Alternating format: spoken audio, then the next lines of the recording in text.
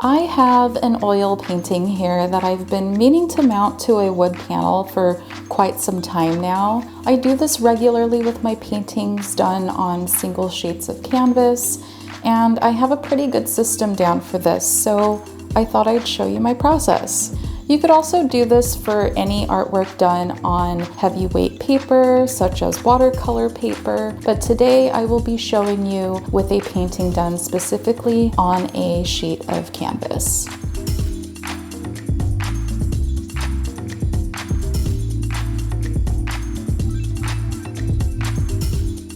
Now, you may be wondering why I do this instead of just painting directly on stretched canvases or wood panels. And while I do sometimes paint on stretched canvases and wood panels for commissions and things like that, I mostly paint on these loose sheets of canvas, and I do that for a few different reasons. Number one, it saves me space. I can paint on several of these sheets of canvas and not have to worry about where I'm going to store them. If I painted every painting I made on stretched canvas or cradled panel, those would begin to take up a lot of space in my studio. So instead, I paint on individual sheets of canvas so that when they're dry, I can easily store them in a drawer nice and flat.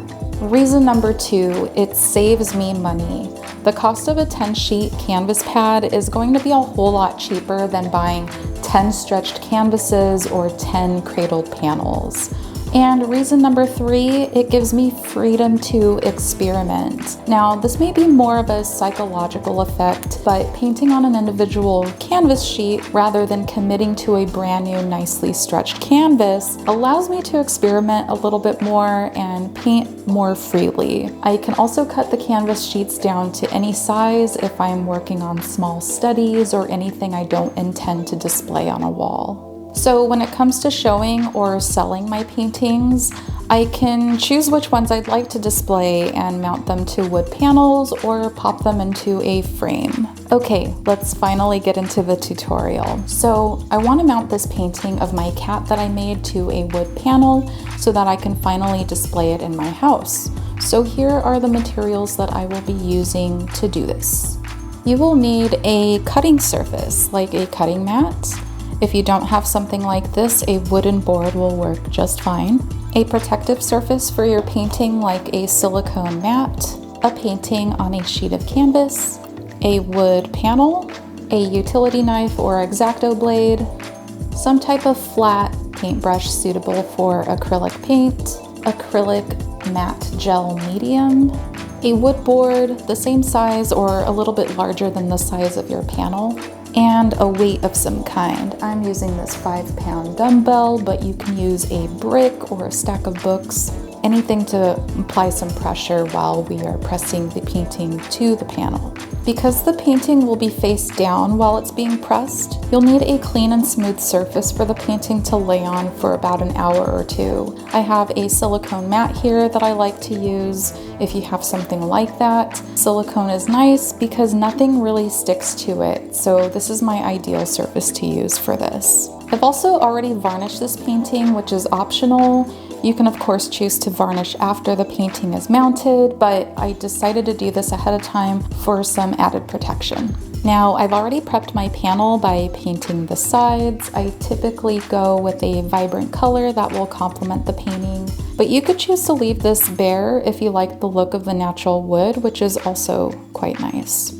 So first things first, when we attach the painting to the panel, we want to make sure that we are lining things up accurately. We want to ensure that the painting is centered and that none of these white margins transfer onto our panel, because we want to end up trimming those off after the painting has been mounted. So before I even begin a painting on a sheet of canvas, I measure out the size of the panel I would ideally mount the painting to. So this is a 9 by 12 sheet of canvas, and we are mounting the painting to an 8 by 8 inch panel. It's best to use a sheet of canvas or paper that's slightly larger than the panel so that you have some wiggle room for lining up and trimming the painting later on. So I've measured and drawn an 8x8 square on the face of my canvas, leaving some margin space around the edge. Then I flip the canvas over and trace that exact square on the opposite side. The simplest way to do this is to hold the canvas up to a window as a sort of makeshift light box.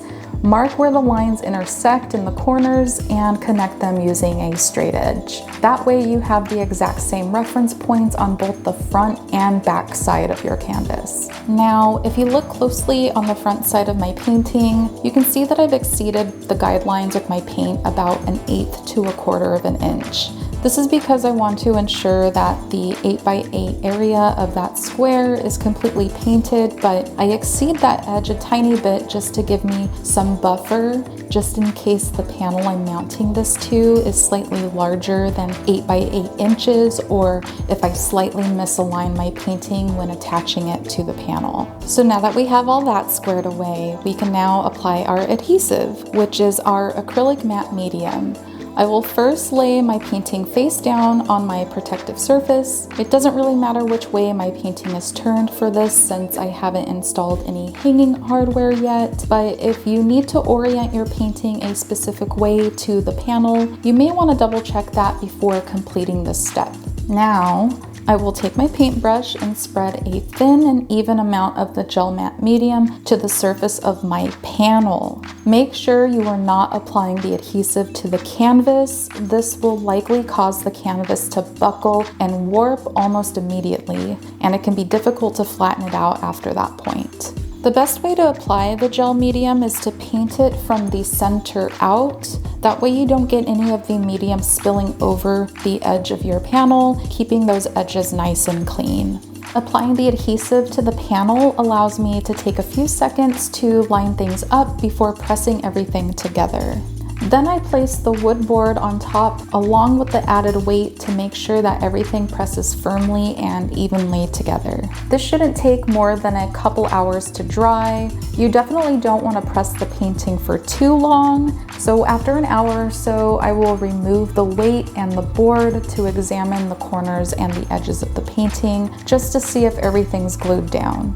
Sometimes I'll find a few spots where the canvas is lifting up a little bit. It's usually the corners, but that can be easily fixed with just a bit more of the matte medium and a detail brush. I'll address those areas and then replace the painting face down for about 20 to 30 more minutes. And once everything is sealed and dry, it's time to trim. I will take my utility blade and angle it slightly to make sure that I'm meeting the point of the blade right at the corner of the panel where it meets the canvas. The panel edge is going to act as my guide while trimming, so it's important not to apply too much pressure while cutting so that you don't accidentally carve or shave into the side of the panel. I've also shifted the painting over slightly so that I'm not cutting into my silicone mat. Hold the blade firmly and steadily run it down the edge of the panel, cutting into the canvas. You may have to do this 2 or 3 times to cut completely through, and if you see any loose threads, it's important that you cut them off rather than pulling them out.